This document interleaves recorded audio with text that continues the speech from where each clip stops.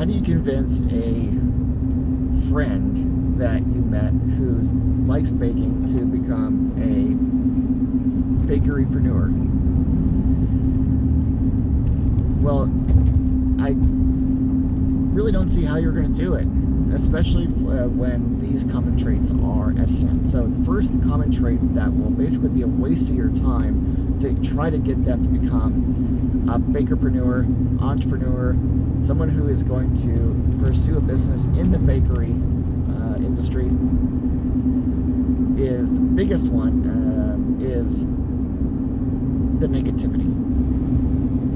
They are finding continuous reasons why it is not going to succeed for them, and this comes in a couple different factors. The first one is nobody's going to want to pay for my baked goods.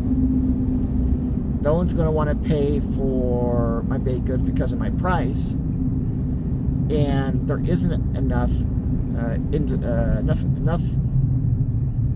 opportunity in the market. And all three of those are BS. There is plenty of opportunity in the market. People will pay for your baked good based on your price. And there are people willing to purchase your baked good even if they don't know who you are, have not tasted your treats before. So those are lies. Those are excuses of why you can't succeed as a baker. And then these are reasons that are probably the most common ones for people you run into who are your friends or families who want to become successful bakers but haven't even got started yet and really don't have the drive to get going on it. The next one is ambition versus concern, or versus fear. So ambition versus fear. So that basically boils down to issues with self-esteem, self-confidence.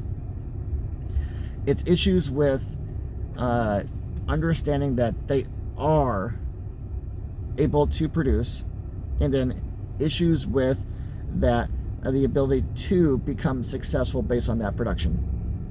They simply don't see it as a possibility, and they are too comfortable with what they're doing now, which could be a job that they aren't excited about, but it pays the bills and it's familiar and they're just used to it. And to go from a full paid job to nothing and trying to make money when there's potentially again no business, which is BS anyway, this person is simply not going to make a move on becoming a baker-preneur ever.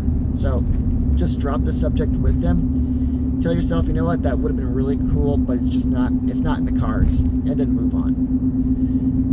And then finally, it's an individual whose lack of understanding the business, in understanding how to bake, puts them in a perspective that this is not what it is they want to do. This one's more along the lines of you might have tasted some baked goods from them in the past and said, hey, those are really good, but those were free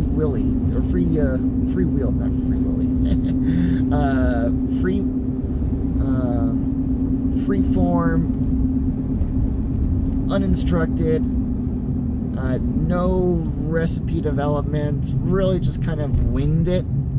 And so it wasn't for a passion, it was more of they're just a curiosity, and just they happened to get a win. And so it's important to understand that they may have said that they would love to become an entrepreneur, or in this case a baker-preneur, and so you're telling them, hey, you should get into the bakery world, but honestly that's not really what it is that's going to drive them and get them motivated to get into a business of their own that they have to build from the ground up. So really this individual is non-passion. This is a individual who definitely has a passion, maybe has not discovered it yet, it's most likely not the bakery. It's not a bakery. They just so happen to get 1, 2, 3 wins when it comes to baking, and they found it fun. It was more just a trial, and so understand their perspective and move on and say, hey, that would have been cool if they became a baker, but I'm sure they'll find something that really drives them and gets them going. And then once they do, at that point, come in and say, you know what, yes, you can make it happen, and feel confident for them, and then push them. And if it happens to be that they become baker-preneurs, push them to bake. Let them know that what they're doing is an absolute good for their life, and as a consequence, others are going to get a portion of that fulfillment, that happiness from their baked goods that they produce. So those are the 3 things to look out for. If your friend or loved one has potentially that entrepreneur spirit, or it seems like they could have it, just know that if you run into those 3 scenarios, the negative Nancy's, the dispassion, and then the fear of moving forward. So those 3, make sure to just go ahead and move on, and don't push it. Don't cause drama. Just understand the situation and move on. So that's my advice if you have a friend, loved one who might have the potential to become a baker-preneur. Until next time, Michael Sweet Journal. Peace out.